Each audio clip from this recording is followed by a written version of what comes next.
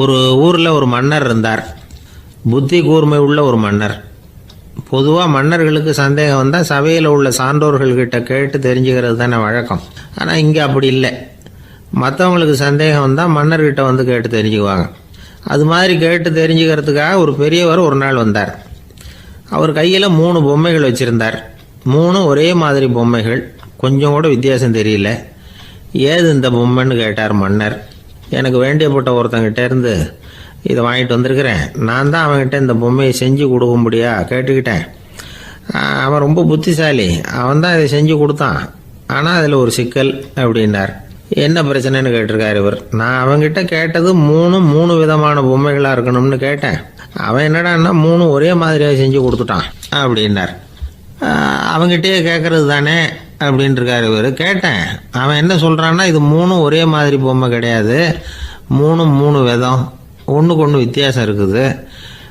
இந்த 3 பொம்மையும் 3 விதமான நண்பர்களுக்கு உதாரணங்கள் அப்படின்னு சொல்கிறான். எனக்கு ஒன்றும் புரியல, அதுதான் உங்ககிட்ட வந்தேன் அப்படின்னார். சரி, அந்த பொம்மைகளை இப்படி கொடுங்க அப்படின்னு வாங்கினார் மன்னர். எடுத்துக்கிட்டு உள்ளே போனார். கொஞ்ச நேரம் கழித்து வெளியில் வந்தார். அதுக்கப்புறம் சொன்னார், இதை பாருப்பா, அவன் சொன்னது சரிதான், 3 விதம் தான். இது இருக்குதே முதல் பொம்மை, இது உத்தமமான நண்பனுக்கு உதாரணம். இந்த 2வது பொம்மை இது மத்தியமமான நண்பனுக்கு உதாரணம். அந்த 3வது பொம்மை இருக்குதே அது மோசமான நண்பனுக்கு உதாரணம். இதை செஞ்சவன் உண்மையிலேயே பெரிய அறிவாளி தான் அப்படின்னாராம். வந்தவருக்கு ஒன்றும் புரியல. பார்த்தா ஒன்றும் வித்தியாசம் தெரியலையே அப்படின்னு அவன் குழம்பி போய் நிற்கிறான். இப்போது அந்த மன்னர் விளக்கம் கொடுக்குறார். அந்த 3 பொம்மையையும் எடுத்து முன்னாடி வச்சார். ஒரு மெல்லிய கம்பியை கையில் எடுத்தார். அந்த முதல் பொம்மை காதில் விட்டார். கொஞ்ச தூரம் உள்ளே போய் அப்படியே நின்றுட்டுது அந்த கம்பி. அப்புறம் 2வது பொம்மை காதில் அந்த கம்பியை விட்டார். அந்த கம்பி என்னாச்சுன்னா அப்படியே அது வாய் வழியாக வெளில வந்தது. 3வது பொம்மை காதில் கம்பியை செலுத்தினார். அது நேராக இன்னொரு காது வழியாக வெளியில் வந்தது. இப்போ இந்த முதல் வகை இருக்குதே, அது மாதிரியான நண்பர்கள் எப்படி தெரியுமா? நம்ம கஷ்டத்தை அவங்கக்கிட்ட சொன்னால் பேசாமல் கேட்டுக்குவாங்க. வெளியில் அதை யாருக்கிட்டையும் சொல்லிகிட்டு இருக்க மாட்டாங்க. வெளியில் தெரியாமல் நமக்கு உதவி பண்ணுவாங்க. செஞ்சுட்டு அதை நான் தான் செஞ்சேன்னு சொல்லிகிட்டு இருக்க மாட்டாங்க. அதுதான் கம்பி ஒரு காது வழியாக போய் உள்ளே நின்றுட்டுது. 2வது பொம்மையில் கம்பி என்னாச்சு, ஒரு காது வழியாக போய் வாய் வழியாக வெளியில் வருது. இது மாதிரியான நண்பர்கள்கிட்ட நாம் கஷ்டத்தை சொன்னால் அதை அவங்க 4 பேர்கிட்ட போய் சொல்லி நமக்காக உதவி கேட்பாங்க. நமக்குன்னு கேட்டு வாங்கி அதை நம்மகிட்ட கொண்டுகிட்டு வந்து கொடுப்பாங்க. இவங்க மத்தியமமான நண்பர்கள். 3வது பொம்மையில் ஒரு காது வழியாக செலுத்துகிற கம்பி இன்னொரு காது வழியாக வெளியில் வந்துடுது. இது மாதிரியான நண்பர்கள்கிட்ட நம்ம கஷ்டத்தை சொன்னால் அவங்க காது கொடுத்து கேட்குறது மாதிரி நடிப்பாங்க. அப்படியே இன்னொரு காது வழியாக அதை வெளில விட்டுருவாங்க.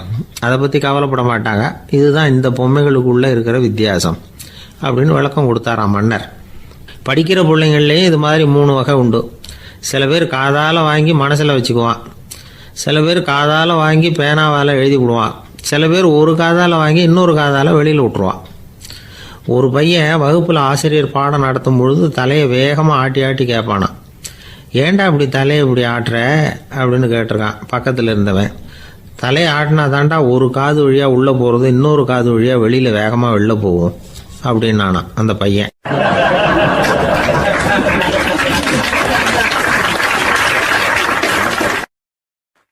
ஒரு ஊரில் ஒரு பெரிய செல்வந்தர் இருந்தார். பணத்துக்கு பஞ்சம் இல்லை. அதனால் இந்த உலகத்தில் முடியாத காரியம் எதுவும் இல்லைன்னு நினச்சார். பணம் இருந்தாலே அந்த நினப்பு தானாக வந்துடும். அதனால் இவரும் அப்படி நினச்சதில் ஒன்றும் தப்பு இல்லை. அந்த ஊருக்கு குருநானக் ஒரு தடவை வந்தார். அவருக்கு இந்த செல்வந்தர் ரொம்ப பிரமாதமாக ஒரு வரவேற்பு கொடுத்தார். ஊர் எல்லையிலேயே எங்கள் வீட்டுக்கு விருந்து சாப்பிட்டுட்டு போகணும்னு கேட்டுக்கிட்டார். அவரும் சரின்னு ஒத்துக்கிட்டார். உடனே தன்னுடைய பங்களாவில் ஒரு பெரிய விருந்துக்கு ஏற்பாடு பண்ணார். குருநானக்கை அழைச்சிட்டு வீட்டுக்கு போனார். உட்கார வச்சார். ஐயா, நான் இந்த ஊர்லேயே ரொம்ப பெரிய வசதி உள்ளவன். என்னால் எல்லாம் முடியும். உங்களுக்காக நான் என்ன செய்யணும்னு சொல்லுங்கள். எதுவாக இருந்தாலும் பரவாயில்ல, எவ்வளவு செலவானாலும் பரவாயில்ல, என்னால் செய்ய முடியும். என்ன செய்யணும்னு சொல்லுங்கள், அது போதும், நான் செய்கிறேன் அப்படின்னு நான் ரொம்ப பணிவான். இதை கேட்டதும் குருநானக் சிந்திச்சார் கொஞ்ச நேரம். அதுக்கப்புறம் தன்னோட சட்டை பைக்குள்ளே கையை விட்டு ஒரு பழைய ஊசி ஒன்று எடுத்தார். அந்த செல்வந்தர்கிட்ட கொடுத்தார். இதை பாருங்கள், இவ்வளவு தூரம் நீங்கள் கேட்கறதுனால சொல்கிறேன். எனக்கு நீங்கள் செய்ய வேண்டிய உதவி இதுதான்னார். ஊசியை கையில் வாங்கிக்கிட்டு இதை என்ன செய்யணும்னு சொல்லுங்க அப்படின்னார் அவர். நீங்கள் செய்ய வேண்டியது என்னென்னா, இந்த ஊசியை பத்திரமா வச்சிருக்கணும். நாம் 2 பேரும் இறந்து போனதுக்கு பின்னாடி இன்னொரு உலகத்தில் நாம் சந்திக்கக்கூடிய வாய்ப்பு இருக்குது.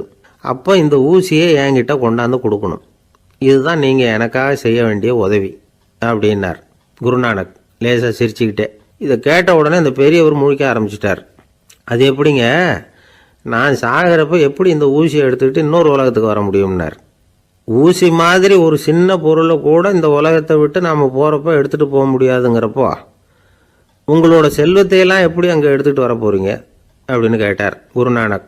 அதுக்கப்புறம் தான் அந்த பெரியவர் யோசிக்க ஆரம்பித்தாராம். குருநானக் சொல்கிறார், இதை பாருங்கள், நாம் செய்கிற நல்லது கெட்டது தான் கடைசி வரைக்கும் நம்ம கூட இருக்கும். அடுத்தவங்க நல்லா இருக்கணுங்கிறதுக்காக பொருளை செலவு செய்யணும். அப்படி செய்யலைன்னா எந்த பிரயோஜனமும் இல்லை அப்படின்னார்.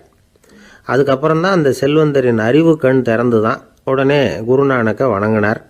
ஐயா, என்கிட்ட இருந்த ஆணவம் போயிட்டுது, இனிமேல் என்கிட்ட இருக்கிற செல்வத்தை நல்ல வழியில் செலவழிப்பேன் அப்படின்னாராம். நம்மக்கிட்ட இருக்கிற பணம் எப்பவும் நம்ம கூடவே வந்துக்கிட்டு இருக்காதுங்கிறதுக்கு இது ஒரு உதாரணம். அதுக்காக நாம் பணம் சேர்க்கறத பற்றி கவலைப்பட வேண்டியதில்லை, பேசாமல் படுத்து தூங்கிக்கிட்டு இருந்தால் போதும் அப்படின்னு இதுக்கு அர்த்தம் பண்ணிக்கப்படாது. முறையான வழியில் பணம் சேர்க்கணும், அதை முறையான வழியில் செலவு பண்ணணும். அதனால் ஏற்படக்கூடிய மன நிறைவு இருக்குது பாருங்கள், அது அனுபவித்தவங்களுக்கு தான் தெரியும். சொர்க்கத்துக்கு போகிறவங்க இங்கேருந்து பணத்தை எடுத்துகிட்டு போக முடியாது. ஆனால் நம்ம செல்வத்தை இங்கே மற்றவங்களுக்கு பயன்பட செய்து அதனால் ஏற்படுற புண்ணியம் இருக்குது பாருங்கள், அதை எடுத்துகிட்டு போக முடியுமா? இதுதான் ஆன்மீகவாதிகள்லாம் சொல்கிற கருத்து. ஜான் நியூட்டன் ஒருத்தர், அவர் சொன்னார், நான் எப்போவாவது சொர்க்கத்துக்கு போய் சேர்ந்தேன்னா அங்கே 3 அதிசயங்களை பார்ப்பேன்னார். என்னன்னு கேட்டாங்க. நான் யார் யார் இருக்க மாட்டாங்கன்னு நினச்சிக்கிட்டு இருந்தானோ அவங்களில் சில பேர் அங்கே இருப்பாங்க, அது ஒரு பெரிய அதிசயம்னார். சரி, அடுத்தது என்ன? 2வது அதிசயம் என்னென்னா, அங்கே இருப்பாங்கன்னு நான் எதிர்பார்த்த சில பேர் அங்கே இருக்க மாட்டாங்க அப்படின்னார். சரி, 3வது பெரிய ஆச்சரியம் என்ன அப்படின்னா, நான் அங்கே இருக்க பாருங்க, அதுதான் அந்த 3வது அதிசயம் அப்படின்னாராம்.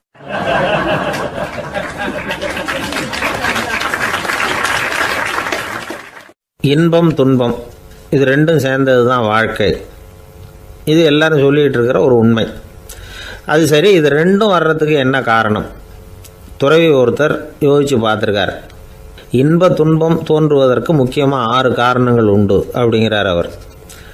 அது என்னங்கிறத நாமளும் தெரிஞ்சு வச்சுக்குவோமே. இப்போ முதல் காரணம் சுயநலம். ஒரு தாயார் தன்னுடைய சுயநலம் கருதி தன்னுடைய மகன் இன்பமாக இருக்கணும்னு ஆசைப்படுறாங்க. மகனும் அப்படியே ஆசைப்படுறான். அதனால் தாயாரின் இன்ப துன்பங்களை பார்த்துட்டு மகனும் இன்ப துன்பம் அடையிறான். அந்த அம்மாவுக்கும் அதே நிலைமை தான். 2வது காரணம் உறவு. நான் துறவியான பிறகு கூட உறவுங்கிற காரணத்தினால தான் தாயாருடைய சுக துக்கங்களை கண்டு நானும் சுக துக்கம் அடைகிறேன். என் தாயாருடைய நிலைமையும் இதுதான் அப்படிங்கிறார் ஒரு துறவி. 3வது காரணம் என்னென்னா அறிமுகம். எனக்கு அறிமுகமான ஒருத்தரை ரயில் நிலையத்தில் சந்திக்கிறேன். அவர் தன்னுடைய பணப்பையை எங்கேயோ தொலைச்சி விட்டு வருத்தப்பட்டுக்கிட்டு இருக்கிறார். நானும் வருத்தப்படுறேன். அந்த சமயத்தில் யாரோ ஒருத்தர் இதுதானே அவங்க பணப்பை அப்படின்னு சொல்லி கொண்டாந்து நீட்டுறார்.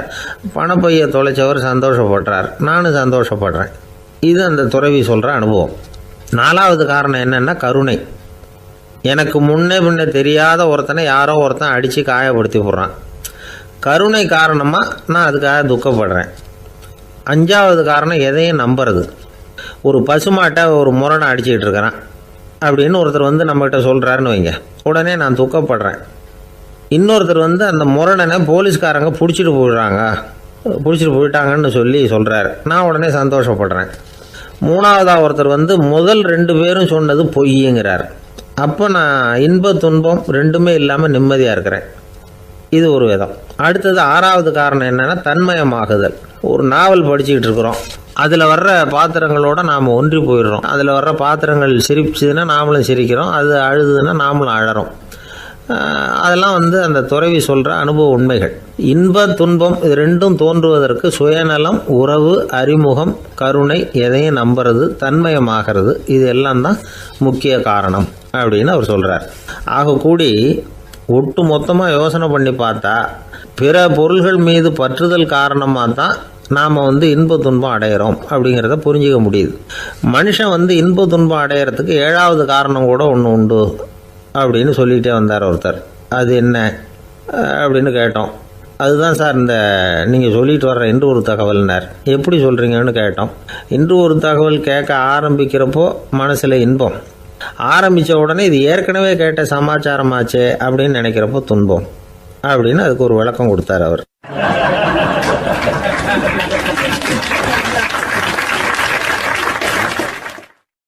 ஒரு மாணவனை பார்த்தேன். என்ன தம்பி படிப்புலாம் எப்படி இருக்குது அப்படின்னு விசாரித்தேன். அவன் ரொம்ப அழுத்துக்கிட்டான். நான் நல்லா தான் சார் படிக்கிறேன், இருந்தாலும் புத்தியில் சரியாக ஏற மாட்டேங்குது சார் அப்படின்னா. சரி, இவனும் நம்ம ரகம்தான் அப்படின்னு சொல்லி முடிவு பண்ணிட்டோம். கல்வி கற்கக்கூடிய ஒரு மாணவன் சம்பந்தப்படுற புத்திகள் பல வகை. அதை பற்றி ஒரு பெரியவர் விளக்கி இருக்கிறார். மிருத்து புத்தின்னு ஒன்று இருக்குதான். மிருத்துன்னா மண்ணால் செவுறு கட்டுறோம்ல, மண் சுவரில் ஆணி அடிக்கிறதும் சுலபம், அதை பிடுங்கி எடுக்கிறதும் சுலபம். அது மாதிரி சில பேர் குரு சொல்லி கொடுக்குறத சுலபமாக கேட்டு தெரிஞ்சு வச்சுக்குவாங்க, கொஞ்ச நேரத்தில் சுலபமாக மறந்தும் போயிடுவாங்க. இது மிருத்து புத்தின்னு பேர், மண் புத்தி. தாரு புத்தின்னு ஒன்று உண்டான். தாருன்னா மரம். அதில் பச்சை மரத்தில் ஆணி அடிக்கிறது சுலபம், ஆனால் அதை எடுக்கிறது கஷ்டம். அது மாதிரி ஆசிரியர்கிட்டேருந்து கேட்டதை கவனமாக மனசில் பதிய வச்சுக்கிட்டு அதை மறக்காமல் இருக்கிறது தாரு புத்தி. பட்டை மரமாக இருந்தால் அதில் ஆணி அடிக்கிறதும் கஷ்டம், அடிக்கிற ஆணியும் சீக்கிரம் நழுவிடும். அது மாதிரி கேட்குற விஷயம் மனசில் பதியறதும் கஷ்டம். அப்படியே பதிஞ்சாலும் அது நீடிச்சு இருக்கிறதும் கஷ்டம், கொஞ்ச காலத்தில் மறந்துடும். இன்னொரு வகை புத்தி ஒன்று உண்டு, அதுக்கு பேர் சிலா புத்தின்னு பேர். சிலான்னா கல். ஒரு கருங்கல்லில் 4 துளையை போட்டு ஒரு துளையில் உளிய வச்சு அடித்தா மற்ற துளை வழியாகவும் பிளந்து கல் 2ஆயிடும்.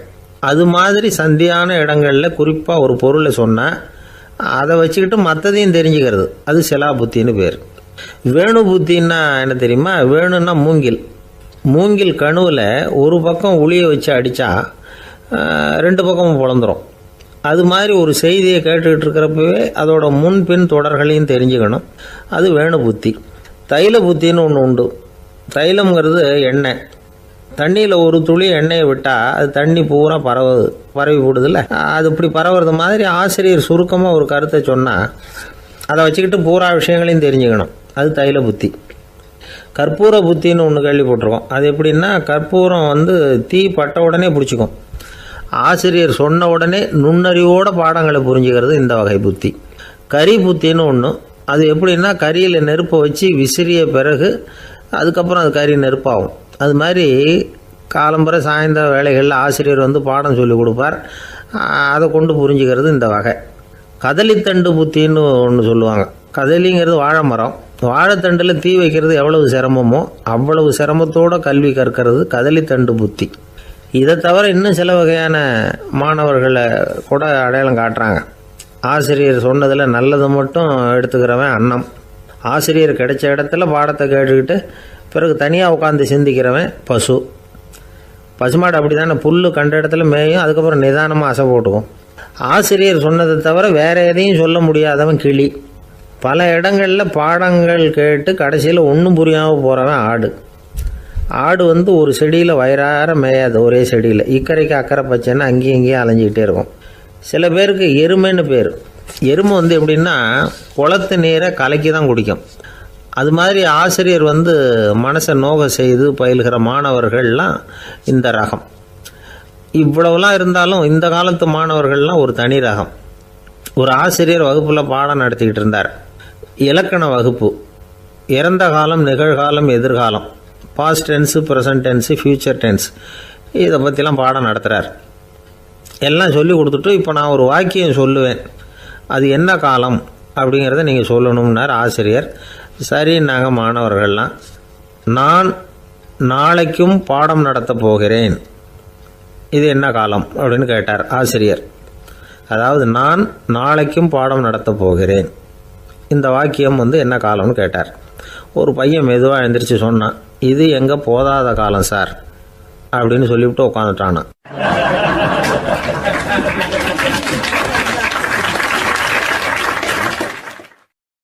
ரெண்டு பேர் சுவாரஸ்யமாக பேசிகிட்டு இருக்கிறப்போ குறுக்க புகுந்து தொந்தரவு பண்ணுறதுக்குன்னே சில பேர் இருப்பாங்க. அது ரொம்ப இடைஞ்சலாக இருக்கும். இதே மாதிரி மின்காந்தம் கூட குறுக்க புகுந்து தொந்தரவு பண்ணும். கடைசியில் அது ஒரு பெரிய இடைஞ்சலில் கொண்டாந்து விட்டுரும். சில வீடுகளில் கேபிள் கனெக்ஷன் இல்லாமல் சில தனியார் டிவி காட்சிகள் தெரியும். அதுக்கு என்ன காரணம்னா இந்த மின்காந்த குறுக்கீடு தான் காரணம். இதைத்தான் சுருக்கமாக இஎம்ஐ அப்படின்னு சொல்கிறாங்க.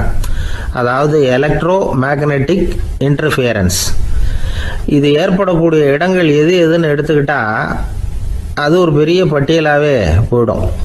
இந்த இஎம்ஐ தொந்தரவு வந்து கேபிள் டிவியில் மட்டும்தான் இல்லை, ராக்கெட் ஏவுதளத்தில் உள்ள ரேடார்கள், அங்கே உள்ள சில சக்தி வாய்ந்த தொலைத்தொடர்பு சாதனங்கள், விமான தளங்களில் உள்ள ரேடார்கள், கப்பல் தளங்களில் பொருத்தப்பட்டிருக்கக்கூடிய சக்தி வாய்ந்த ஆண்டனாக்கள், இப்படி நிறைய சொல்லலாம். காவல் நிலையங்களில் பயன்படுத்தப்படுகிற வயர்லெஸ் தொடர்பு சாதனங்கள் கூட ஓரளவுக்கு இந்த மின்காந்த அலைகளை வந்து வெளியிடும். நம்ம வீட்டில் உட்காந்துக்கிட்டு ரேடியோ கேட்டுக்கிட்டு இருப்போம் அல்லது டிவி பார்த்துக்கிட்டு இருப்போம். அந்த சமயத்தில் பக்கத்து தெருவில் ஒரு மோட்டார் சைக்கிள் அல்லது காரு, குறிப்பாக பெட்ரோல் இன்ஜின், அது போகிறப்போ அதில் உள்ள மின்கலத்தில் வந்து, அதாவது மேக்னட்டோ பேட்டரியிலிருந்து வெளிப்படுகிற மின்காந்த அலை இங்கே வந்து டிவியிலையும் ரேடியோவிலையும் கரகரப்பு உண்டு பண்ணும். சரி, இது வந்து பெருசாக என்ன இடைஞ்சலை உண்டு பண்ணிட போகுது அப்படின்னு நாம் அலட்சியமாக நினைக்கலாம். வயசானவங்களுக்கு மறதி நோயின்னு ஒன்று வரும்ல, அல்ஷமீர், அதாவது மூளையில் உள்ள செல்கள் வந்து செயலிழந்து போயிடுறது, அது செய்ய வேண்டிய வேலையை மறந்துடும். மனைவியே எதிரில் வந்து நின்னா கூட உன்னை எங்கேயோ பார்த்தது மாதிரி தெரியுதே அப்படின்னு சொல்லிட்டு இருப்பாங்க. அப்படி ஒரு மறதி. இந்த விசித்திரமான நோய்க்கு இதுவரைக்கும் மருந்தே இல்லைன்னு வேற சொல்கிறாங்க. இந்த மைக்ரோ ஓவன் அப்படின்னு சொல்லக்கூடிய சமையல் அடுப்புகள் கூட மின்காந்த அலைகளை வந்து வெளியிடுது.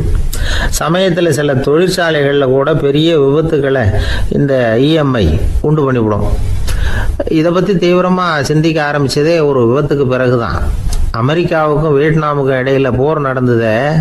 அந்த சமயம் அமெரிக்காவுக்கு சொந்தமான விமானம் தாங்கி கப்பல் ஒன்று வியட்நாமை தாக்கிறதுக்கு தயாராக ஏவுகணைகளோட கடலில் நிறுத்தி வைக்கப்பட்டிருந்தது.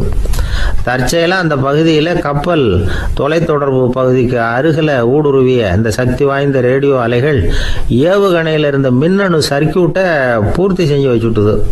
அவ்வளவுதான், ஏவுகணை அங்கேயே வெடித்து சிதறி போச்சு. 130 பேர் அந்த இடத்துலயே உடல் கருகி செத்து போட்டாங்க. ஏகப்பட்ட பொருள்கள் நாசம்.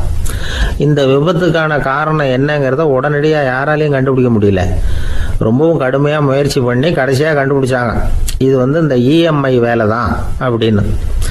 மின்னணு தொலைபேசிகள் இருக்கு, இதில் பேசும்பொழுது நம்ம காதை வந்து, அதாவது செவியை வந்து ஊடுருவக்கூடிய மின்காந்த அலையானது மூளைக்கு போய் அங்கே மூளை கட்டிகளை உருவாக்க ஊக்கம் கொடுக்குது அப்படின்னு வேற கண்டுபிடிச்சிருக்கிறாங்க.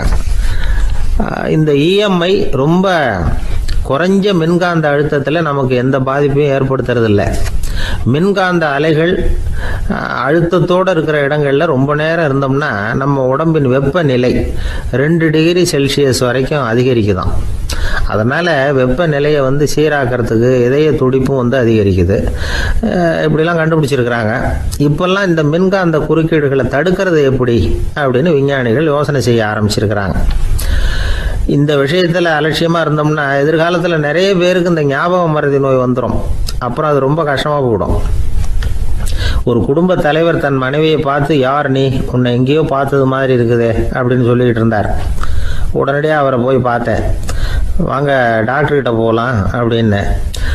அவர் என்னை தனியாக அழைச்சிட்டு போய் காதோட காதாக மெதுவாக சொல்கிறார், இதை பாருப்பா, என் கையில் பணம் இல்லாத போகலாம் அப்படி மறதி நோய் வந்துட்டது மாதிரி நடிச்சுக்கிட்டு இருப்பேன், அவ்வளவுதான், அதை நீ கண்டுக்காத அப்படின்னார்.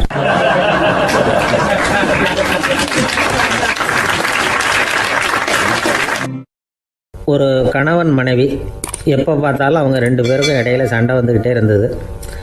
இதில் என்ன ஆச்சரியங்கிறீங்களா? நான் அதுக்காக சொல்ல வரல, இது வேறு விஷயம். அதாவது சண்டை போடாமல் இருக்கிறதுக்கு வழி சொல்கிற தகவல் இது.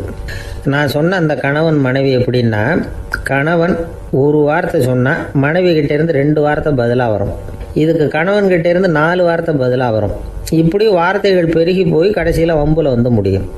அந்த அம்மா பொறுத்து பார்த்தாங்க, அவங்களால தாக்கு பிடிக்க முடியல. பக்கத்து வீட்லேயும் ஒரு கணவன் மனைவி இருந்தாங்க, அவங்களுக்குள்ள சண்டை வர்றதில்லை.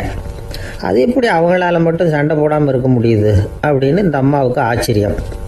ஒரு நாள் நேராக பக்கத்து வீட்டு அம்மாக்கிட்டே போய், ஏம்மா, நீங்கள் எப்படி கணவனும் மனைவியும் சண்டை போட்டுக்காமல் இருக்கிறீங்க? அது எப்படி முடியுது உங்களால் அப்படின்னு கேட்டாங்க. அதுக்குன்னு ஒரு மருந்து இருக்குது, அதை சாப்பிட்டா சண்டை வராது அப்படின்னாங்க அவங்க. சரிங்க, அந்த மருந்தை அவர் சாப்பிட மாட்டேன்னு சொல்லிட்டா என்ன பண்ணுறது அப்படின்னு கேட்டிருக்கிறாங்க இவங்க. அந்த மருந்து அவருக்கு இல்லைம்மா, உனக்கு தான் அப்படின்னாங்களாம் அவங்க. அப்படியா? அப்படின்னா கொடுங்க, ரொம்ப நல்லதாக போச்சு. அதை எப்படி சாப்பிட்றதுங்கிற விவரத்தையும் சொல்லுங்கள், எங்கே அது கிடைக்குங்கிறதையும் சொல்லுங்கள், வாங்கிக்கிறேன் அப்படின்னு கேட்டாங்களாம் இவங்க. வேறு எங்கேயும் போய் வாங்க வேண்டாம், என்கிட்டே இருக்க அந்த மருந்து அதில் கொஞ்சம் தர்றேன், வாங்கி வச்சுக்க. உன் வீட்டுக்காரர் உன்னோட சண்டையை ஆரம்பிக்கிறப்போலாம் நீ இந்த மருந்தில் ஒரு அவுன்ஸ் வாயில் ஊற்றிக்கணும். அதை உடனே குடிச்சிடக்கூடாது, ஒரு 5 நிமிஷமாவது அது வாயில் இருக்கணும், அதுக்கப்புறம் குடிச்சிடலாம் அப்படின்னு சொல்லி ஒரு பாட்டில் மருந்தை இந்த அம்மாக்கிட்ட கொடுத்து அனுப்புனாங்களாம். மருந்தை எடுத்துக்கிட்டு இந்த அம்மா வீட்டுக்கு வந்திருக்கிறாங்க. வீடு பூட்டி இருந்ததுனால கணவன் வந்து வாசல்லையே காத்துக்கிட்டு இருக்கிறான். மனைவியை கண்டதும் சண்டை போட ஆரம்பிச்சிட்டான். வீட்டை பூட்டி விட்டு எங்கே போய் தொலைஞ்ச, எவ்வளோ நேரமாக ஒரு மனுஷன் வாசல்லையே காத்துட்டு கிடக்கிறது அப்படி இப்படின்னு கத்த ஆரம்பிச்சிட்டான். மனைவி இதுக்கு பதிலே சொல்லலை. அந்த அம்மா பேசாமல் வீட்டை திறந்தாங்க, சமையல் அறைக்குள்ளே போனாங்க, ஒரு அவுன்ஸ் மருந்தை வாயில் ஊற்றிக்கிட்டாங்க. அன்னைக்கு சண்டை வந்து மேற்கொண்டு வளரவே இல்லை, நின்றுட்டுது. மருந்து பரவாயில்லை. அதுக்கப்புறம் பல சந்தர்ப்பங்களில் சண்டை வரும் போல் இருக்கிற போலாம் இந்த மருந்து அதை நிறுத்தியிருக்கு. பிரமாதமான மருந்தாக இருக்குது இதை கொஞ்சம் அதிகமாகவே வாங்கி வீட்டில் வச்சுக்க வேண்டியது தான் அப்படின்னு முடிவு பண்ணிட்டு இந்த அம்மா மறுபடியும் பக்கத்து வீட்டு அம்மாக்கிட்ட போனாங்க. எவ்வளவு விலையானாலும் சரி, நான் காசு கொடுத்து வாங்கி வச்சுக்கிறேன், எந்த கடையில் இருக்குது இந்த மருந்து சொல்லுங்க அப்படின்னு கேட்டாங்க. இந்த மருந்துக்கு விலையே கிடையாதுங்க, இலவசமாகவே கிடைக்கும்னாங்களாம் அவங்க. அது எப்படி விலையில்லாமல் இதை விற்க முடியுது அப்படின்னு கேட்டாங்களாம் இவங்க. அது மருந்தாக இருந்தால் தானே விலை வைக்கிறதுக்கு, அது வெறும் தண்ணி தானே அப்படின்னாங்களாம்.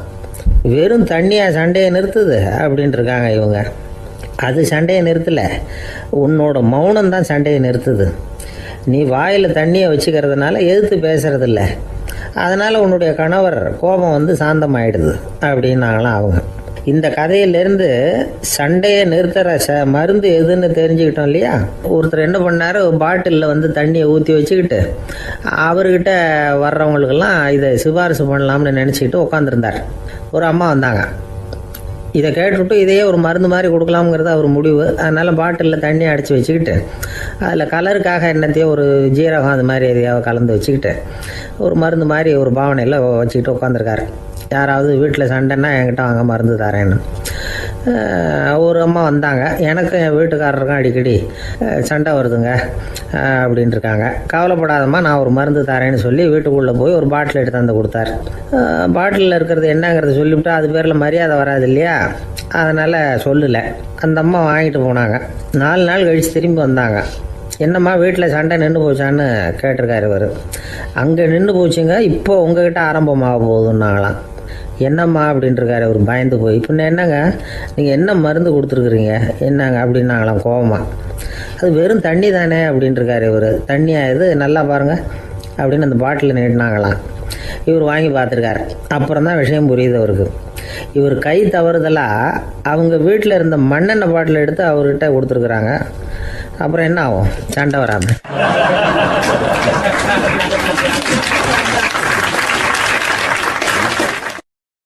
லோகமானிய பாலகங்காதர திலகர் இருந்தார்ல, அவருக்கு 15 வயசுலேயே கல்யாணம் நடந்துதான். மனைவி பேர் தபிபாய். ரொம்ப பெரிய குடும்பத்து பொண்ணு, நல்ல குணம். அவங்க குடும்பம் நடத்திக்கிட்டு இருக்கிறாங்க. அந்த காலத்தில் திருடர்கள் பயம் அதிகம். இந்த காலத்தில் மட்டும் என்னன்னு கேட்குறீங்களா? நீங்கள் கேட்குறது நியாயம்தான். இருந்தாலும் இந்த காலத்து திருடனுக்கும் அந்த காலத்து திருடனுக்கும் ஒரு முக்கியமான வித்தியாசம் உண்டு. அதாவது அந்த காலத்து திருடன்லாம் நியாயம் அநியாயம் பார்க்குறது உண்டு, இந்த காலத்தில் அப்படி பார்க்குறது இல்லை. அந்த காலத்தில் திருட வர்றவங்கள்ட்ட கூட ஒரு தார்மீக உணர்வு உண்டாம். அதாவது அப்போ உள்ள கொள்ளைக்காரங்க எதை களவாடினாலும் சரி, அரிசியை மட்டும் களவாடுறது இல்லையா, அப்படி ஒரு கொள்கை. அதனால் பாருங்கள், அந்த காலத்து பெண்கள் வந்து நகை நட்டுகளை பத்திரமா வைக்கணும்னா பெட்டியில் வைக்கிறது இல்லை, அரிசி பானையில் போட்டு வச்சு விடுறது. இப்போல்லாம் பேங்க்கில் வந்து சேஃப்டி லாக்கர்னு இருக்குல்ல, அது மாதிரி அந்த காலத்தில் வந்து சேஃப்டி லாக்கருங்கிறது அரிசி பானை. இந்த வளையல், மூக்குத்தி, தோடு இப்படி எதுவாக இருந்தாலும் அதில் போட்டு பத்திரமா வச்சுருவாங்க. திருடன் வந்து அரிசி பானை பக்கம் போகிறதில்ல. ஏன்னா சாப்பிட்ற விஷயத்தில் கை வைக்கக்கூடாது, அது பாவம் அப்படின்னு அவன் நினைக்கிறான். திலகரோட மனைவி தபிபாயும் அதே மாதிரி தன்னுடைய ஆபரணங்களை ஒரு அரிசி பானைக்குள்ளே போட்டு மூடி வச்சுருந்தாங்களாம். இப்படி இருந்தப்போ ஒரு நாள் ஒரு பிச்சைக்கார பொண்ணு வீடு வீடாக பிச்சை கேட்டுக்கிட்டே வந்திருக்குது. திலகர் வீட்டுக்கும் வந்து தர்மம் போடுங்க தாயே அப்படின்னு தான் அந்த பொண்ணு. அந்த அம்மா தபிபாய் காதில் இது விழுந்திருக்கு. உடனே கை நிறைய அரிசி அள்ளிக்கிட்டு வந்து போட்டிருக்கு.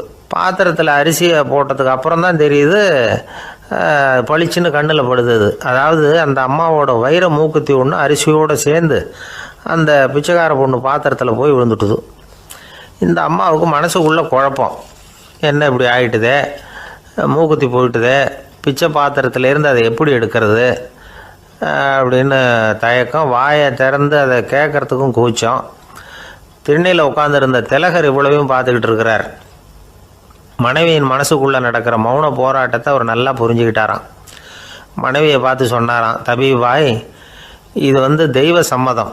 அவளுக்கு சேர வேண்டிய மூக்குத்தி அவகிட்ட போயிட்டுது. பிச்சை பாத்திரத்தில் விழுந்த மூக்குத்தியை எடுக்க வேணாம் அப்படின்னாராம். சரின்னு சொல்லிவிட்டு மேற்கொண்டு எதுவும் சொல்லாமல் அந்த அம்மா வீட்டுக்குள்ளே போயிட்டாங்களாம். இந்த காலத்துலலாம் அது மாதிரி நடக்குமா? வெறும் அரிசியை போட்டுவிட்டு விவகாரம் பண்ணிகிட்டு இருக்க மாட்டோமா?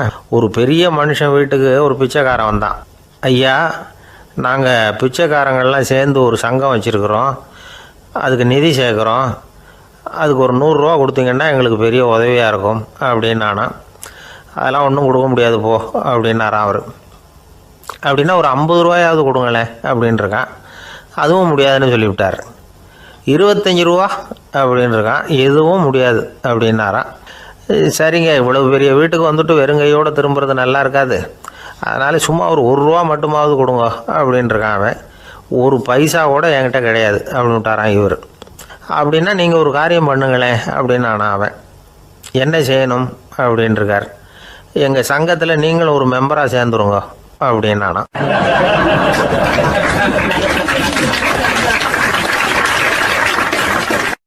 இருட்ட கண்டா பயம் உண்டாவதே அது ஏன்? இப்படி ஒரு கேள்வியை ஒரு பெரியவர்கிட்ட கேட்டாங்க.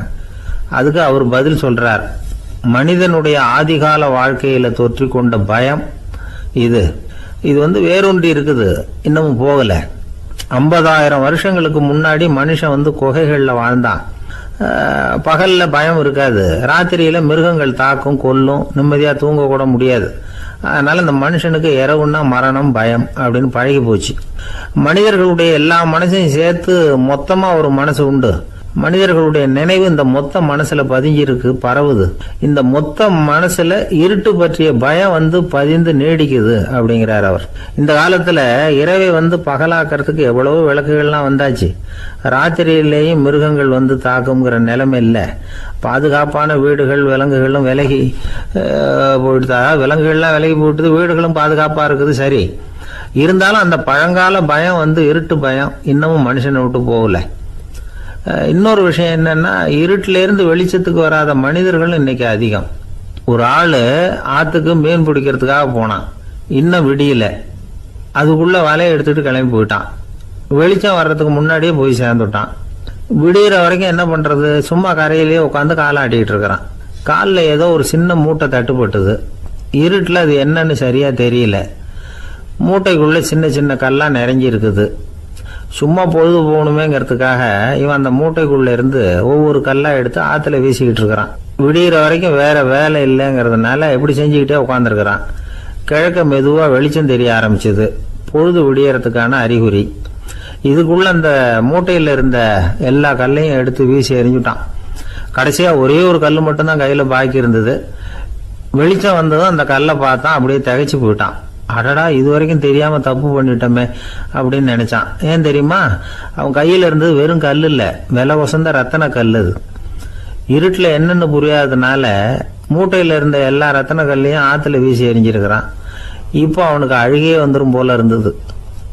வாழ்க்கையை வந்து வசதி ஆக்கிக்கிறதுக்கான வாய்ப்பு அவனுக்கு இருந்தது, இருந்தாலும் இருட்டுல அதை இழந்துட்டான். அந்த வகையில அவனுக்கு கொஞ்சம் அதிர்ஷ்டம் இருந்திருக்குது. அதாவது ஏதோ ஒரு வகையில் இருந்திருக்குது. அதனாலதான் அந்த கடைசி கல்லை எரியறதுக்குள்ள வெளிச்சம் வந்துட்டுது. பல பேருக்கு அந்த அளவு கூட அதிர்ஷ்டம் வர்றதில்லை. எல்லாத்தையும் வீசினதுக்கு அப்புறம் தான் வெளிச்சம் வரும். என்னன்னு விவரம் தெரியாமலே எழுந்திரிச்சு வந்துடுவாங்க.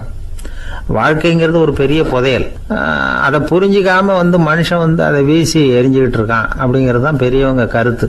சில பேருக்கு புரிஞ்சுக்கிற நேரம் வரும், அதுக்குள்ளே வாழ்நாள்லாம் ஓடி போயிருக்கும். அதுக்கப்புறம் என்ன பண்ணுறது? நம்மால் ஒருத்தன் கையில் ஒரு சின்ன பையோடு வந்துக்கிட்டு இருந்தான். பை உள்ள ஏகப்பட்ட நகைகள், ரத்தன கல் எல்லாம் இருக்குது. வந்துக்கிட்டு இருந்தவன் திடீர்னு அந்த பையை அப்படியே ஒரு குளத்துல வீசி எறிஞ்சுட்டான். மகான்கள் தான் இப்படி பற்று இல்லாமல் இருப்பாங்க. என்னங்க இது, விலை மதிப்புள்ள அந்த பையை இப்படி குளத்துல வீசி எறிஞ்சுட்டீங்களே, இதுக்கு என்ன அர்த்தம் அப்படின்னு கேட்டார் அவன் கூட வந்தவர். அவன் மெதுவா இவர் காதோட காதா சொல்றான், ஒரு போலீஸ்காரர் பின்னாடி வந்துகிட்டு இருக்கிறார், அவர் போனதுக்கு அப்புறம் இதை எடுத்துக்குவேன் அப்படிங்கிறான்.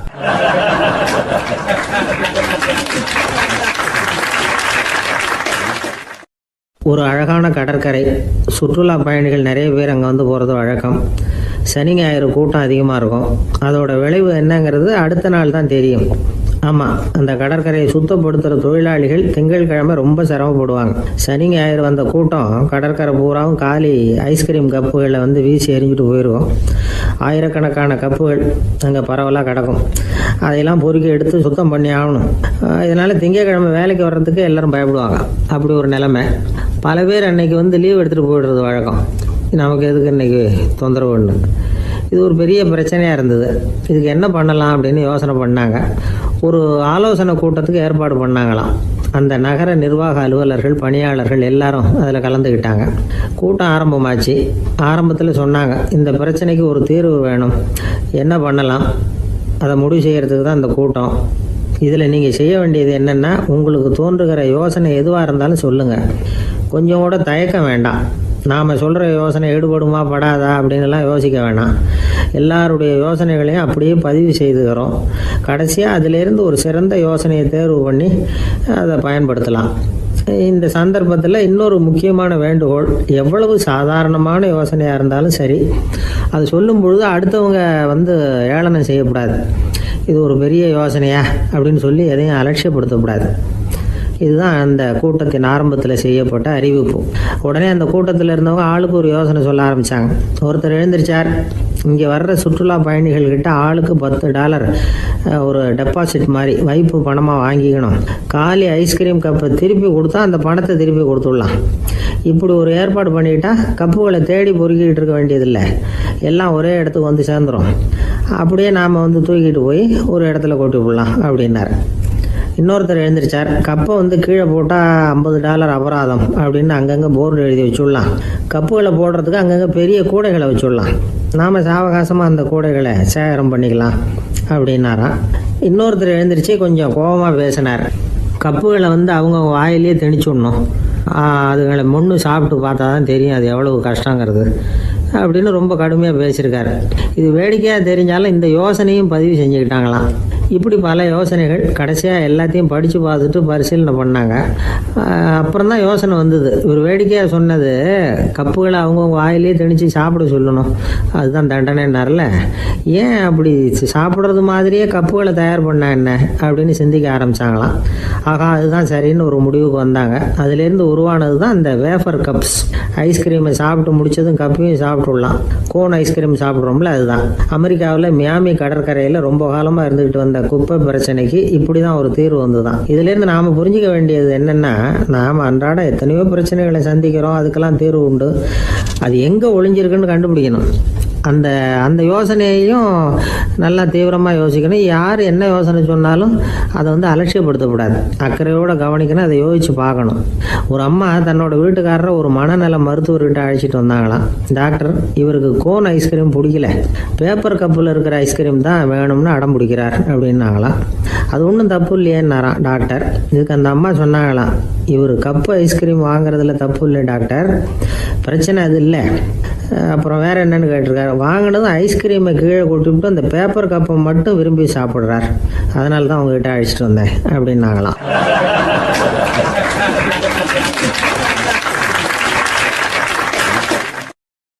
நமக்கு முன்னாடி நமக்கு வேண்டிய ஒருத்தர் ஒரு கிளாஸில் நமக்கு பழச்சாறு கொண்டாந்து வைக்கிறாருன்னு வச்சுங்க. உடனே நாம் என்ன பண்ணுவோம், எடுத்து கிடுகிடுன்னு சாப்பிட்ருவோம், அடுத்தவங்க யாரும் வர்றதுக்குள்ள. அதை விட்டுட்டு அதை கொண்டாந்து வச்சவர்கிட்டயே அதோட விலை என்ன அப்படி இப்படின்னு நான் கேட்டுக்கிட்டு இருப்போம். நாம் கேட்க மாட்டோம். ஆனால் காந்திஜி அப்படி கேட்டாராம். எப்போ தெரியுமா? 1935. அந்த வருஷம் மே மாதத்தில் ஒரு நாள் காந்திஜி டெல்லியில் இருக்கிறார். அப்போ அவருக்கு 2 டம்ளர் மாம்பழச்சாறு கொண்டாந்து கொடுக்குறாங்க. அதை வாங்குறார். இதோட விலை என்ன அப்படின்னு கேட்டார் காந்திஜி. யாருக்கிட்ட கேட்டாருன்னா மனுபென் காந்திகிட்ட கேட்குறார். அவங்க தான் கொண்டாந்து கொடுக்குறாங்க. காந்திஜிக்கு உதவி செய்கிறதுக்காக அவர் கூடவே இருந்தவங்க அவங்ககிட்ட தான் கேட்குறாரு. காந்திஜி சும்மா வேடிக்கைக்காக இப்படி கேட்குறாருன்னு நினச்சிட்டாங்க அந்த அம்மா. அதுவும் இல்லாமல் அதோட விலையை கேட்டால் காந்திஜி நிச்சயமாக அதை சாப்பிட மாட்டார் அப்படிங்கிற பயம் வேறு. அதனால் அந்த அம்மா பதில் எதுவும் சொல்லாமல் கம்முன்னு இருந்துட்டாங்க. கொஞ்ச நேரம் ஆச்சு. அந்த பழச்சாறு வச்ச இடத்துல அப்படியே இருக்குது. வச்ச இடத்துல வச்சபடியே இருக்குது. காந்திஜி அதை சாப்பிடவே இல்லை. மனுபென் காந்தி பார்த்தாங்க. மெதுவாக காந்திஜிக்கிட்ட போய் அதை சாப்பிடுங்களேன் அப்படின்னாங்க. பழச்சாறு விலை என்னன்னு கேட்டேன். அதுக்கு பதில் இல்லை. அது முதல் தப்பு. பதிலை எதிர்பார்த்திருந்தும் அதை பற்றி விசாரிக்கலை. அது 2வது தப்பு. இப்படி 2 தப்புகளை பண்ணிவிட்டு என்கிட்ட வந்து இதை சாப்பிடுங்கன்னு சொன்னால் அது எப்படி அப்படின்னு கேட்டாராம் காந்திஜி. மனுபென் காந்தி என்ன சொல்கிறதுன்னு தெரியாமல் திகைச்சு போய் நின்றுக்கிட்டு இருந்தாங்க. காந்திஜி தொடர்ந்து சொன்னாராம், இப்போ என் முன்னாடி வச்சிருக்கிற இந்த பழச்சாறு விலை சுமாராக ஒரு ₹1/2 இருக்கும். அது அந்த காலத்து மதிப்பு. இந்த பழச்சாறு இல்லாமல் கூட என்னால் இருக்க முடியும். ஆனால் அவசியமான பொருள்களை வாங்கிறதுக்கு கூட சக்தி இல்லாத மக்கள் இந்த நாட்டில் நிறைய பேர் இருக்கிறாங்க. அப்படி இருக்கிறப்போ எனக்கு என்னத்துக்கு இந்த விலை உயர்ந்த பானம்? இதை இப்போ நான் சாப்பிட்டா என் உடம்பு வேணும்னா ஆரோக்கியமாகலாம், ஆனால் என் மனசு அமைதி அடையாது. எனக்கு என்னுடைய உடல் ஆரோக்கியத்தை விட மன ஆரோக்கியம்தான் முக்கியம். அதனால் இதை நான் சாப்பிட மாட்டேன், எடுத்துகிட்டு போயிடு அப்படின்னாராம். அந்த சமயத்தில் ஒரு அகதி பொண்ணு 2 குழந்தைகளோட காந்திஜியை பார்க்குறதுக்காக வந்தது. வணக்கம் சொல்லிச்சு. காந்திஜி உடனே தனக்கு முன்னாடி இருந்த பழச்சாற்றை எடுத்து அந்த பொண்ணுக்கிட்டேயும் குழந்தைகள்கிட்டையும் கொடுத்து சாப்பிட சொன்னார். அவங்க அதை வாங்கி ரொம்ப சந்தோஷத்தோடு சாப்பிட்டாங்களாம். அதை பார்த்த காந்திஜி முகத்தில் ஒரு புன்னகை, ஒரு பரவசம், ஒரு திருப்தி. அவர் மனசு நிறைஞ்சி இருந்தது. அப்போ அவர் சொன்னாராம், ஆண்டவன் எனக்கு எப்பவும் சரியான சமயத்தில் கை கொடுப்பாருங்கிறது அதுக்கு இதுதான் அத்தாட்சி. நான் ஒரு இக்கட்டான சூழ்நிலையில் இருக்கிறப்ப கூட கடவுளின் கருணையால் அந்த சூழ்நிலை என்னை பாதிக்கலை. என் கூட இவ்வளவு நாள் பழகியும் கூட இங்கே இருக்கிறவங்க எனக்கு அதிக விலையுள்ள பழரசத்தை கொடுத்தாங்க. ஆனால் சரியான நேரத்தில் அதை சாப்பிட வேண்டியவங்களை என்கிட்ட அனுப்பி வச்சு என்னை சந்தோஷப்படுத்தினார் கடவுள். அவருக்கு நன்றி அப்படின்னாராம் மகாத்மா காந்தி. உடல் ஆரோக்கியத்தை விட மன ஆரோக்கியம்தான் எனக்கு முக்கியம்னு சொன்னார் பாருங்கள். அதை நாம் எல்லாரும் மனப்பூர்வமாக இன்றைக்கி சிந்திச்சு பார்க்கணும். இந்த காலத்தில் எல்லாரும் அப்படியா நினைக்கிறாங்க? எனக்கு தெரிஞ்ச ஒருத்தர் இருந்தார். தினமும் காலையில் ஒரு காஃபி சாப்பிட உட்கார்ற நேரத்தில் பக்கத்து வீட்டுக்காரர் வந்து சேருவார் கரெக்டாக. உடனே அவரும் தனக்குன்னு வந்திருக்கிற காப்பியை எடுத்து மனப்பூர்வமாக பக்கத்து வீட்டுக்காரர்கிட்ட கொடுத்துருவார். அதுக்கப்புறம் அவருக்காக வேறு காப்பி போட்டு கொண்டாந்து கொடுத்தாலும் வேண்டான்னு சொல்லிடுவார். ஆண்டவனாக பார்த்து சரியான நேரத்தில் அவரை எங்கள் வீட்டுக்கு தினமும் அனுப்பி வைக்கிறார் அப்படிம்பார். ஏன் அப்படி சொல்கிறீங்க அப்படின்னு கேட்டோம் ஒரு நாள். அதுக்கு அவர் சொல்கிறார், எனக்கு என்னோட உடல் ஆரோக்கியம்தான் முக்கியம். இதை கடவுள் புரிஞ்சுக்கிட்டு எங்கள் வீட்டு காப்பியை சாப்பிட்றதுக்கு தினமும் அடுத்த வீட்டுக்காரனை அனுப்பி வைக்கிறார் அப்படின்னார் அவர்.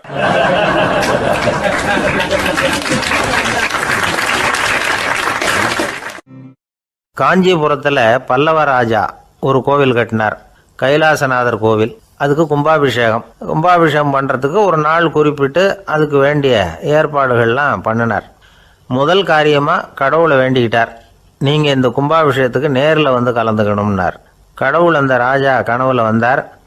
நீ கும்பாபிஷேகம் வச்சிருக்கிற அதே நாளில் அதே நேரத்தில் எனக்கு இன்னொரு ஊரில் ஒரு கும்பாபிஷேகம் இருக்குது, அதுக்கு போக வேண்டியிருக்கு. அதாவது திருநின்ற ஊரில் என்னுடைய பக்தர் ஒருத்தர், அவரும் ஒரு கோயில் கட்டி கும்பாபிஷேகம் செய்கிறார். நான் அதுக்கு போக வேண்டியிருக்கு, அதனால் உன்னுடைய தேதியை நீ மாற்றி வச்சுக்கோ அப்படின்னார். கடவுள் தான் எங்கேயும் இருக்கிறவராச்சே, அவர் நினச்சா 2 இடத்துலையும் இருந்து கோயில் கும்பாபிஷேகத்தை நடத்த முடியாதா? ஏன் அப்படி செய்யலை? அது ஒரு முக்கியமான காரணத்துக்காக தான்.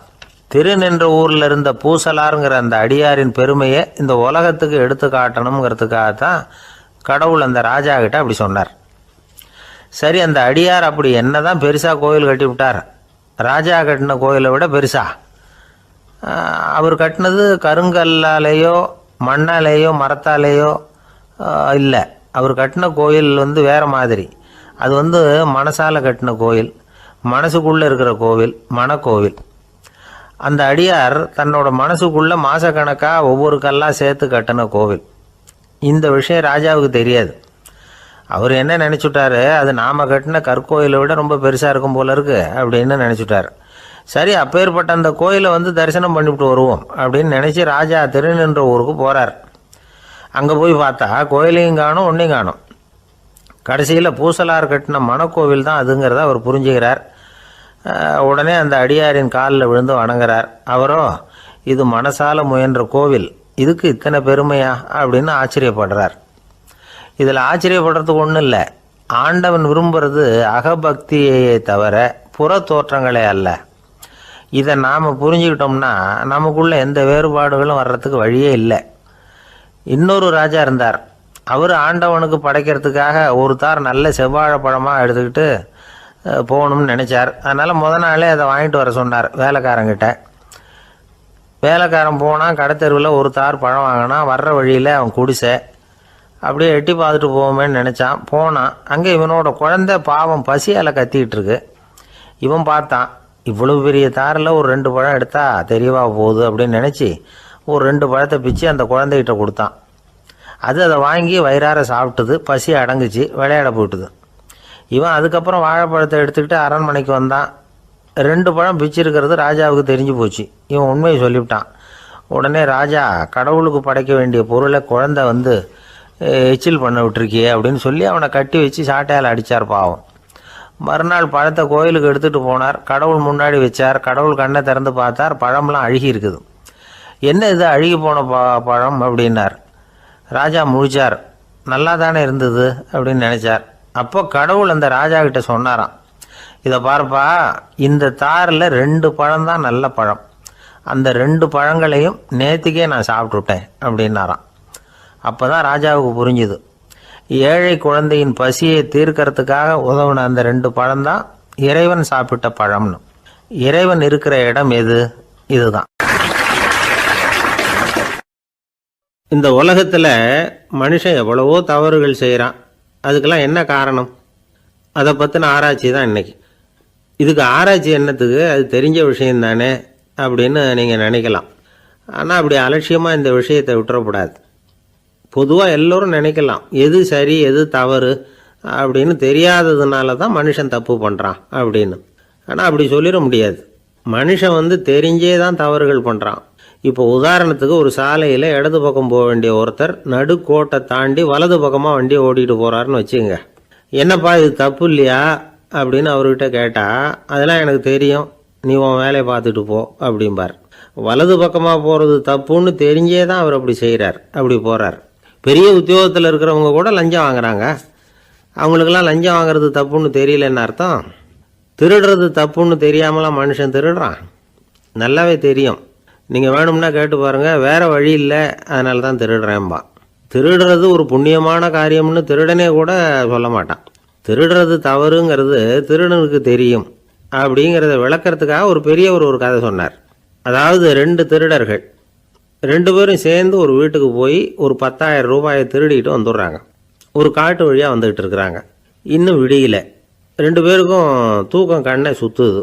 சரி, இப்படியே ஒரு மரத்தடியில் படுத்து தூங்குவோம், காலையில் விடிஞ்சதும் இந்த பணத்தை 2 பேரும் பங்கு போட்டுக்குவோம் அப்படின்னு முடிவு பண்ணுறாங்க. அதே மாதிரி படுத்து தூங்குறாங்க. நடு ராத்திரியில் ஒரு திருடன் முழிச்சிக்கிறான். விடிகிற வரைக்கும் காத்துக்கிட்டு இருந்தால் 5,000 ரூபா தான் கிடைக்கும், இப்போவே கம்பி நீட்டினா 10,000 ரூபா கிடைக்கும் அப்படின்னு யோசித்து பார்த்துட்டு ஒரு முடிவுக்கு வந்தான். மெதுவாக அந்த 10,000த்தையும் சுருட்டிக்கிட்டு அடுத்தவனுக்கு தெரியாமல் ஓடி போயிட்டான். விடியுது. அடுத்தவன் எழுந்திரிச்சு பார்க்குறான். பணத்தையும் காணலை, பாகஸ்தனையும் காணலை.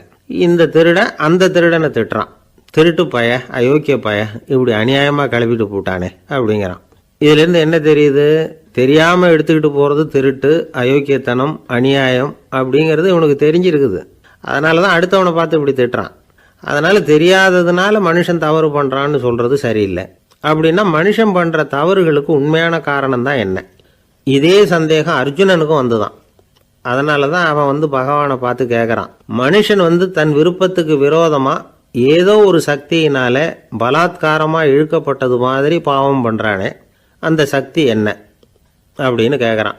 இதுக்கு பகவான் பதில் சொல்கிறார், காமமும் குரோதமும் தான் அந்த சக்திகள், அதாவது ஆசையும் சினமும், இது ரெண்டும் உன்னுடைய எதிரிகள் அப்படிங்கிறத புரிஞ்சுக்கோ அப்படிங்கிறார். இன்னமும் நுணுக்கமாக பார்த்தா காமத்தினுடைய மறு உருவங்கள் தான் குரோதமும் லோபமும். ஆசை நிறைவேறலைன்னா குரோதம், அதாவது கோபம். ஆசை நிறைவேறிட்டதுன்னா லோபம், அதாவது பேராசை. பாவத்தை கண்ட்ரோல் பண்ணணும்னா அதுக்கு மெயின் சுவிட்சு எது அப்படிங்கிறது இப்போ தான் தெரியுது. அதுக்கு மனுஷன் தெரிஞ்சே தான் தவறு பண்ணுறான் அப்படின்னு பேசிக்கிட்டோமே. அதுக்கு ஒரு உதாரணம், ஒரு ஆள் ஹோட்டலில் சாப்பிட போனான், சாப்பிட்டு முடித்தான், எழுந்திரிச்சு வந்து முதலாளிகிட்ட பில்லை கொடுத்தான், காசை கொடுக்கல. முதலாளி பணம் கொடுன்னு கேட்டார். இவன் என்கிட்ட பணம் இல்லைன்னா. முதலாளி கொஞ்சம் கூட அலட்டிக்கல, உள்ளே இருந்து ஒரு ஆளை கூப்பிட்டார். இவனை கூப்பிட்டுட்டு போய் இட்லி மாவு ஆட்ட சொல்லுன்னார். இவனும் கவலைப்படாமல் உள்ளே போயிட்டான். அப்போது அழைச்சிட்டு போகிற ஆள் கேட்குறான், ஏன் சார் சாப்பிட்றதுக்கு முன்னாடி காசு இல்லைங்கிறது உங்களுக்கு தெரியாதா அப்படின்னு கேட்குறான். தெரியும், காசு இல்லைங்கிறதும் தெரியும், காசு இல்லாமல் சாப்பிட்டா மாவாட்டணுங்கிறதும் தெரியும் அப்படின்னா அந்த ஆள். அப்படின்னா நீங்கள் உங்கள் வீட்லேயே சாப்பிட்ருக்கலாமே அப்படின்னு கேட்குறான் அவன். அதுக்கு இவர் சொல்கிறாரு, அது எப்படி, அங்கே சாப்பிட்டாலும் நான் இதே வேலையை தானே செய்ய வேண்டியிருக்கும் அப்படின்னாராம்.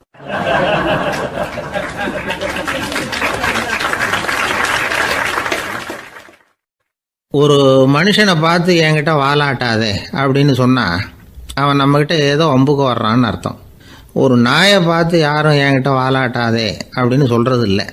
ஏன்னா நாய் வாலாட்டுனா அது நம்மக்கிட்ட தன்னுடைய நன்றியை தெரிவிக்கிறதாக நினச்சிக்கிட்டு இருக்கிறோம்.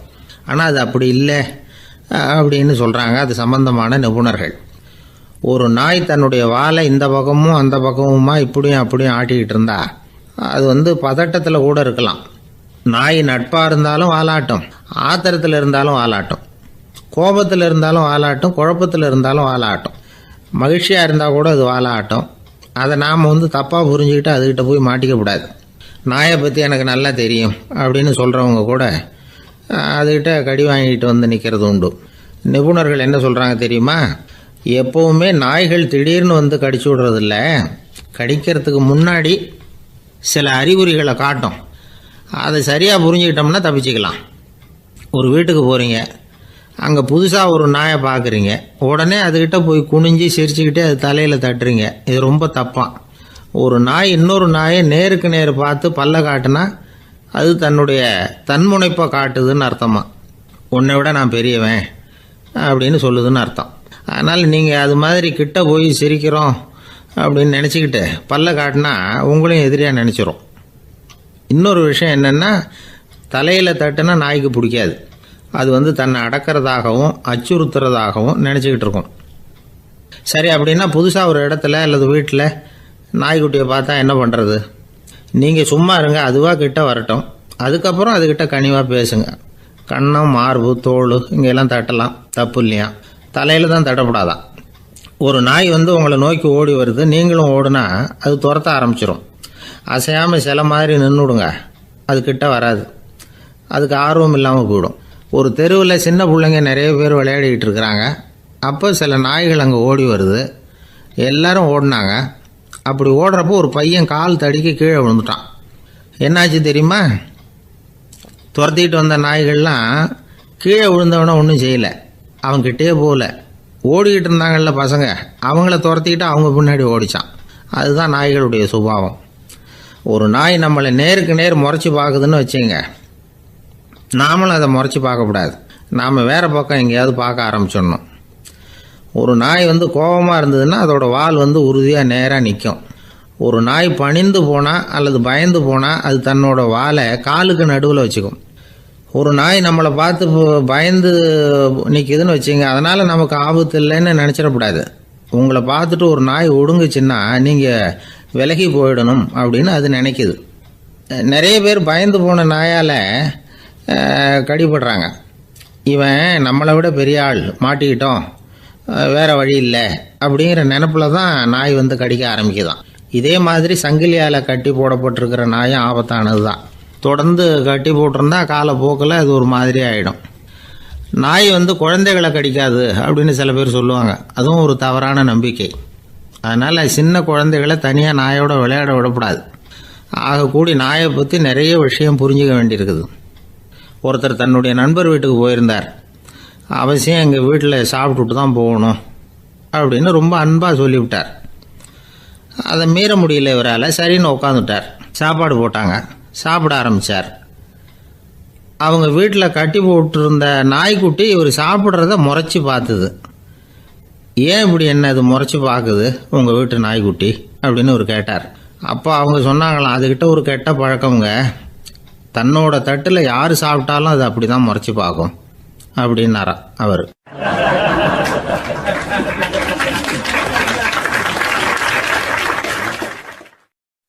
வயிறு பசிக்குதேங்கிறது சிலரோட கவலை, வயிறு பசிக்க மாட்டேங்குதே அப்படிங்கிறது சில பேரோட கவலை. ரெண்டு விதமான கவலைக்கும் வயிறு தான் காரணமாக இருக்குது. வயிறு பசிச்சதுன்னா அது இயற்கை, வயிறு பசிக்கலைன்னா அது வியாதி. ஆனால் பசியையும் நாம் பசிப்பிணி அப்படின்னு தான் சொல்லுவோம். என்ன காரணம்? வியாதியை போக்க வேண்டியது எவ்வளவு முக்கியமோ அதை விட முக்கியம் பசியை போக்க வேண்டியது. ஒரு சமுதாயத்தில் பசிப்பிணியே இருக்கக்கூடாது. அதுதான் நல்ல சமுதாயம். பசியை போக்கணும்னா சாப்பாடு போடணும், பசியின்மையை போகணும்னா வைத்தியம்தான் பண்ணணும். இது சம்பந்தமாக எவ்வளவோ ஆராய்ச்சிகள் நடக்குது, நிறைய மருந்து கண்டுபிடிச்சிருக்கிறாங்க. நம்ம உடம்பில் பசியை தூண்டக்கூடிய பகுதி எது, இதை முதல்ல தெரிஞ்சுக்கணும் இல்லையா? நாம் சாப்பிட்ற ஆகாரம் செரிக்கிறதுக்கு எது காரணம் தெரியுமா? நம்ம மூளையோட பின்பகுதி தான் அதுக்கு காரணமாக இருக்குதாம். மூளையின் பின்பகுதியில் நரம்பு செல்களால் ஆன 2 வகையான ஆரக்சின்கள் தான் பசியை உண்டாக்குது அப்படின்னு கண்டுபிடிச்சிருக்கிறாங்க. 2 ஆய்வாளர்கள் இதை கண்டுபிடிச்சிருக்காங்க. அவங்க 2 பேரும் டெக்சாஸ் பல்கலைக்கழகத்தில் ஹார்வர்டு ஹக்ஸ் மருத்துவ கல்வி நிலையத்தில் பணிபுரிகிறவங்களாம். உண்பது தேவைங்கிறது உணரப்படும் போது மூளையின் அந்த குறிப்பிட்ட பகுதி ஆரக்சின் அப்படிங்கிற ஹார்மோன்களை சுரக்கும். அது பசி உணர்வை தூண்டும் அப்படிங்கிறது தான் அந்த ஆய்வாளர்களின் கண்டுபிடிப்பு. இந்த ஆரக்சின் வேறு சில உயிரினங்கள்லேயும் உண்டு. இப்போ எலிகளில் கூட இது இருக்குது. அதனால் எலிகளை வச்சு இது சம்மந்தமாக ஆராய்ச்சி பண்ணாங்க. எலிகள் உடம்பில் ஆரக்சினை செலுத்தி பார்த்தாங்க.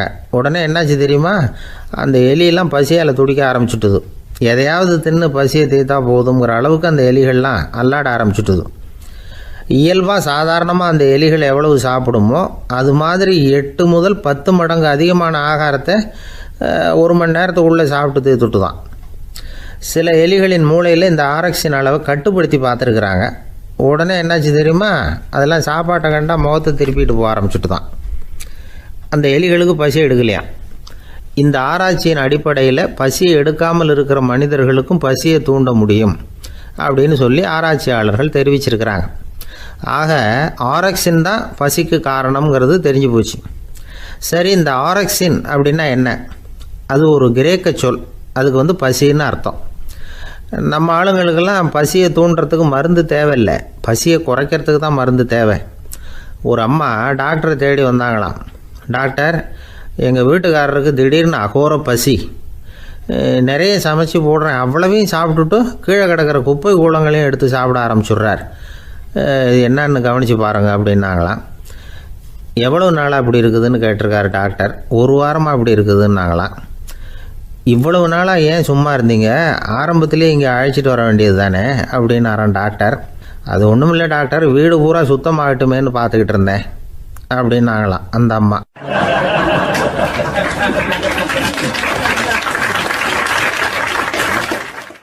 ஒருத்தர் ஓடி வந்தார். இன்னொருத்தரை பார்த்து, சார் உங்கள் சைக்கிளை ஒரு நாள் இரவல் கொடுங்களேன், பக்கத்து ஊருக்கு போயிட்டு வர வேண்டியிருக்கு அப்படின்னார். இவர் சைக்கிளை கொடுத்து பத்திரமா கொண்டுகிட்டு போங்கன்னார். சார், இதை பத்திரமா கொண்டு போகிறேன், கவலையே வேணாம், ஏன்னா இது உங்களோட சைக்கிள் அப்படின்னு நான் நினைக்கல, என்னோட சைக்கிளாக நினைக்கிறேன் அப்படின்னார். அதுக்கப்புறம் தான் இவருக்கு உண்மையாகவே பயம் வந்துட்டுது. ஏன்னா அவர் சொன்னது மாதிரி அதை தன்னோட சைக்கிளாகவே நினச்சி தள்ளிட்டு போட்டால் என்ன பண்ணுறது? எது எதை நம்முடையதாக நினைக்கணுங்கிறதுக்கு ஒரு வரையறை இருக்குது. சில பேர் ஆஃபீஸையே வீடாக நினச்சி விடுறது உண்டு. அப்படிப்பட்டவங்க கூட வீட்டை ஆஃபீஸாக நினைக்கிறதில்ல. ஏன்னா வீட்டில் இவர் ஆஃபீஸராக நடந்துக்க முடியறதில்ல. இதெல்லாம் ஒரு பக்கம் இருக்கட்டும். இப்போ விஷயத்துக்கு வருவோம். பொறியியல் மேதை டாக்டர் விஸ்வேஸ்வரய்யா இருந்தார் இல்லையா, பாரத ரத்னா விருதெல்லாம் கொடுத்தாங்களே. ஆஃபீஸ் வேலை வேறு, சொந்த வேலை வேறு அப்படிங்கிறதுக்கு ஒரு உதாரணமாக இருந்தவர் அவர். மைசூர் மகாராஜா கிட்ட திவானாக இருந்தார். அவர் ஒரு நாள் அரசாங்க வேலை காரணமாக வெளியூர் போயிருந்தார். ஹாசன்கிற ஊருக்கு பக்கத்தில் ஒரு பயண மாளிகை, அங்கே தங்கிவிட்டார். ராத்திரி அங்கே தங்கி இருந்துட்டு விடிஞ்சதும் ஊருக்கு திரும்புறதாக திட்டம். ராத்திரி தூங்கிறதுக்கு ரொம்ப நேரம் ஆகிட்டுது. ரொம்ப நேரம் வரைக்கும் அரசாங்க சம்பந்தப்பட்ட வேலைகளையே பார்த்துக்கிட்டு இருக்கிறார். அரசாங்க ஃபைல்கள் நிறைய இருந்தது. அதையெல்லாம் ஒவ்வொன்றா எடுத்தார், படித்து பார்த்தார், பரிசீலனை பண்ணார். அதில் எழுத வேண்டியதை எழுதினார், கையெழுத்து போட்டார். ஒரு வழியாக அந்த வேலையெல்லாம் முடிஞ்சுது. அதுக்கப்புறம் என்ன பண்ணார்னா, தன்னுடைய சூட்கேஸை திறந்தார். அதிலேருந்து 2 மெழுகுவத்தியை எடுத்து கொளுத்தி வச்சார். அந்த பயண மாளிகையில் அது வரைக்கும் எரிஞ்சிக்கிட்டு இருந்த மின்சார விளக்குகளை அணைச்சிட்டார். அதுக்கு பிறகு அந்த மெழுகுவத்தி வெளிச்சத்தில் சில புத்தகங்களை தொடர்ந்து படிக்க ஆரம்பிச்சிட்டார்.